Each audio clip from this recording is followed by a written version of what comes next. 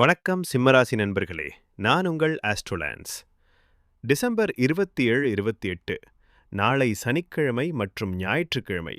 இந்த இரு தினங்களும் சிம்மராசிக்காரர்களுக்கு சந்திராஷ்டமம் நடைபெறுகிறது. இந்நாட்களில் மனநிலையில் சற்று குழப்பமும் அழுத்தமும் காணப்படலாம். சிறிய விஷயங்களே பெரியதாக தோன்றும் சூழல் உருவாகலாம். அவசரமான பேச்சு, தேவையற்ற வாக்குவாதங்கள், முக்கிய முடிவுகளில் தடங்கல்கள் ஏற்பட வாய்ப்பு உள்ளது.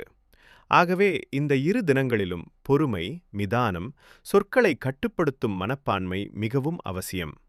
முக்கிய தீர்மானங்கள், புதிய தொடக்கங்கள், பண பரிவர்த்தனைகள் போன்றவற்றை ஒத்திவைத்து வழக்கமான பணிகளை மட்டும் கவனத்துடன் மேற்கொள்வது நல்லது. உடல் சோர்வும் மன அழுத்தமும் சிலருக்கு ஏற்படக்கூடும் என்பதால் போதிய ஓய்வு அவசியம்.